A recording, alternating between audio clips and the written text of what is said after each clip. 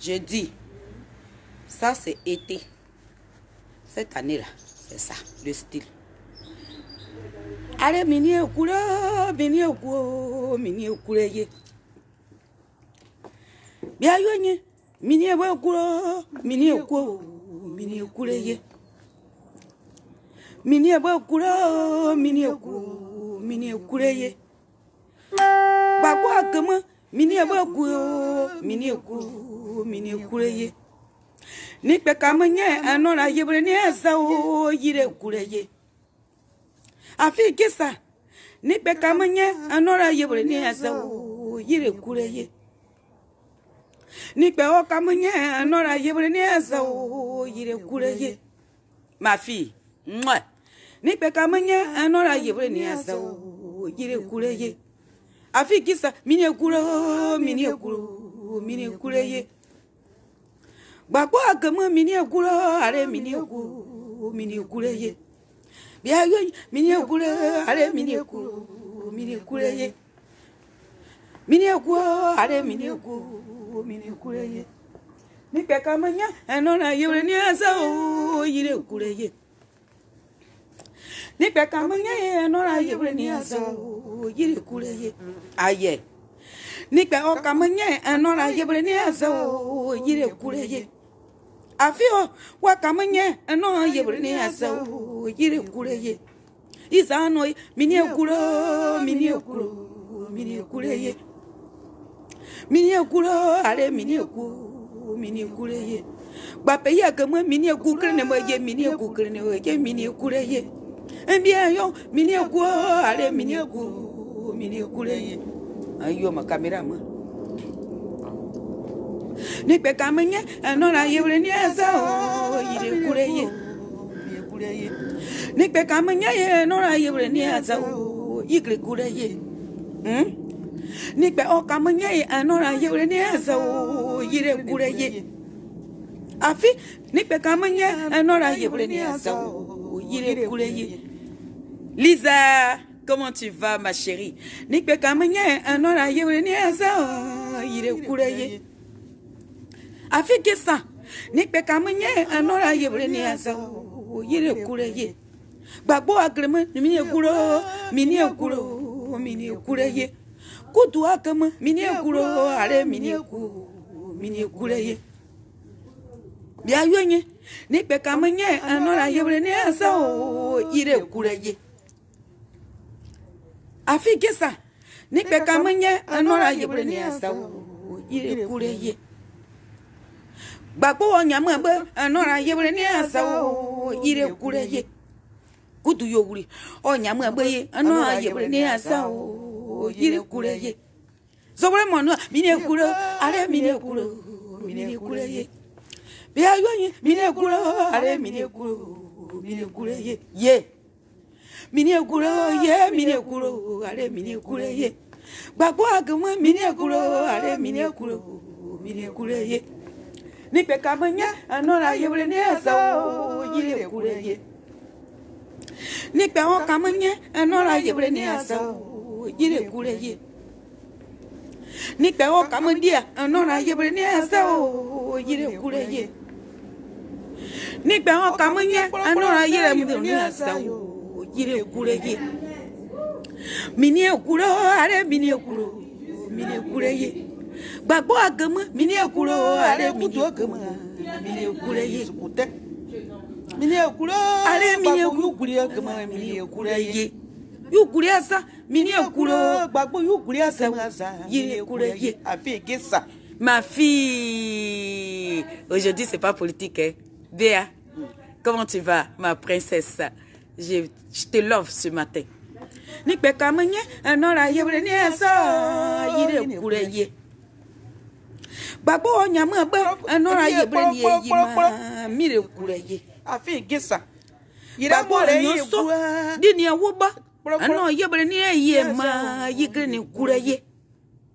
Kutu yowure adini awuba ano yebre ni yima yire okureye. Isano mini okureye, mini okureye, mini okureye. Oh, mini okureye, are mini okureye, mini okureye. Allez, Bonjour, bonjour, bonjour, bonjour, bonjour famille. Je vous salue dans le nom puissant de Jésus-Christ de Nazareth. Je suis toujours, je suis toujours en week-end avec ma grande sœur. Voilà. Aujourd'hui là, je vais à l'église. Je m'avais prié pour les péchés de Afi Nguessan. J'ai libéré son esprit. Il va donner le logo de papa. Opayi, il va donner le logo de Opayi. Parce que dans la ville, quelque chose qui ne t'appartient pas là, tu ne prends pas ça en otage. Afi Nguessan, il ne faut pas avoir le même comportement que Nadia Di Bamba.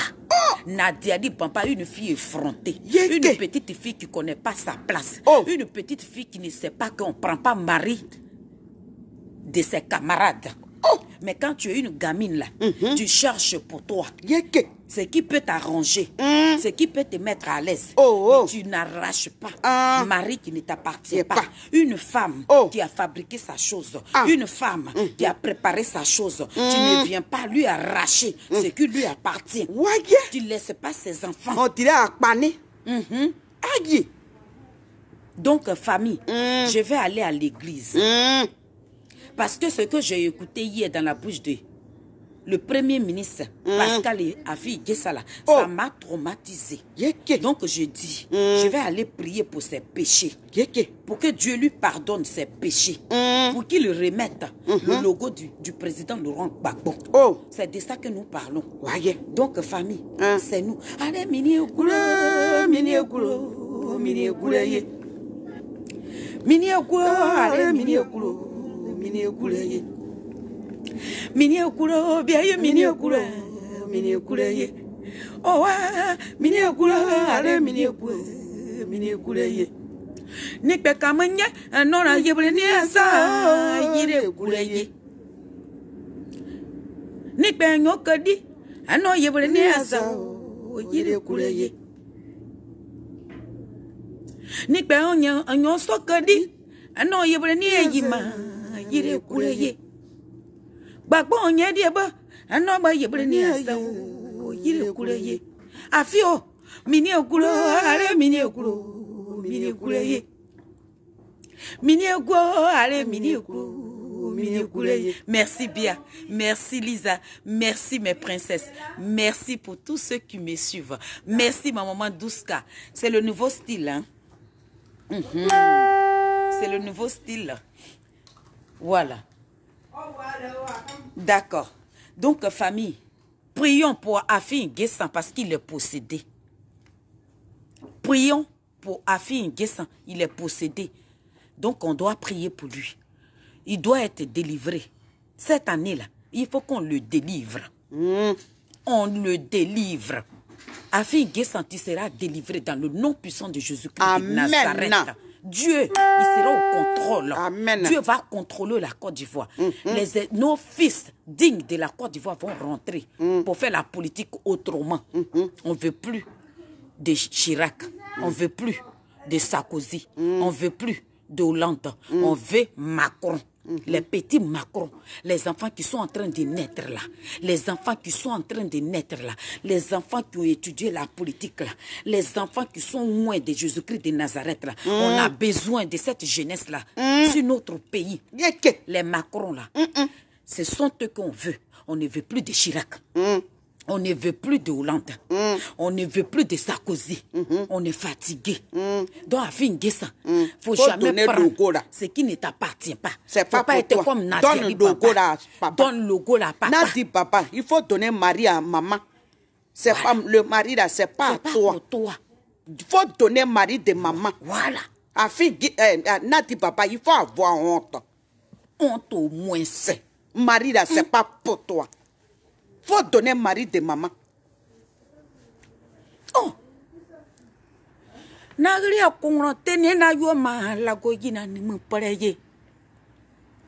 Am nagri akongro tene na yo ma la gojina ni mu pareye. Yagri akongro tene na yo ma la gojina ni mu pareye. Nadia dia tene na yo la gojina ni mu pareye. Yagre kongwa tene na yoma la goyina ni mu pareye.